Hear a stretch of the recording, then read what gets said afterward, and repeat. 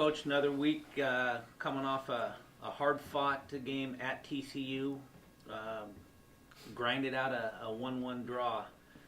Recap TCU game a little bit for us, please. Well, I think it was two different halves, clearly. I think the first half, they were a little bit more direct than maybe we thought, and their style of how they were going to play. And I don't think we were okay the first half. I don't think we were great. And just settled, we gave a lot of turnovers away, had to keep the ball. And then in the second half, we made a couple little adjustments and settled the group down a little bit. And then, unfortunately, Cato got her second yellow card. So, and then we really took it up another level. I mean, what I like is how we finished. What I don't like is how we got there and had to wait to that response to get to that final outcome. But credit to our girls. I mean, to play a player down, there's no other sport other than hockey, and that's in a 5-minute max. In a power play, you're going to play a man down for 20 minutes in regulation and then another 20 minutes in overtime. And we were the better team in that period, too. I mean, we tied to go up in the 89th minute. Morgan Weaver does another great job. Great transitional goal that we had out of the back. I mean, we had like 5 passes to get forward with a shot and then a rebound and play over to Mo with a goal. So that's incredible to do that and then take control of the overtime as we did. So we got out of there with a result. We didn't want to lose. I would have liked to win, but credit to TCU. They're a great team. They're undefeated still. They have a unique style they're playing with this year that's going to be a struggle for some. So, but we're happy to get out there with the draw. What does it say about your team that you can play 40 minutes down against a quality opponent and still have that fight at the end? Well, you got something there. I've said all along that I think this team has got some fight this year. I think this team is deep. We just can't have those little bit of hiccup moments to allow us to get into that spot. Cato has to do a better job of that. She knows it. We talked about it. And but we shouldn't have to put our foot to the gas when we're down a player and a goal. So we got to change, and we're focused on that this week. And we look forward to Friday to put that gas to the pedal for sure. Speaking of this week, final 2 non-conference matches of the season against Seattle on Thursday and Boise State on Sunday. What do you know about these upcoming opponents? 2 great sides. Seattle, I mean, they had a great road win at Texas this year.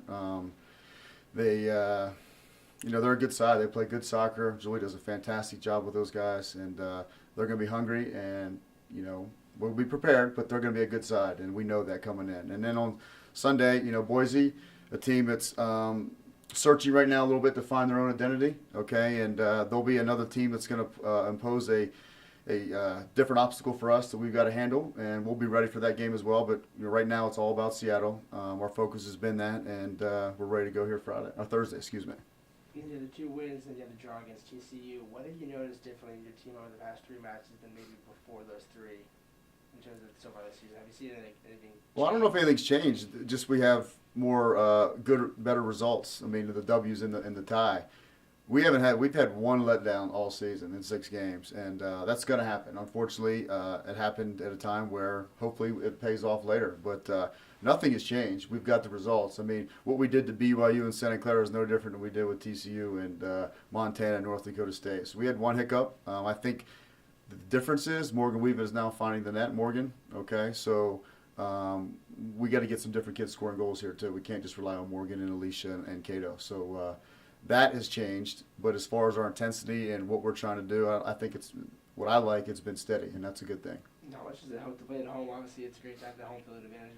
Is there anything different about your team that you've noticed when you play at home? When you have 3 wins at home, and now you have the next 2 in non-conference? I mean, it's always great to play here at the lower soccer field.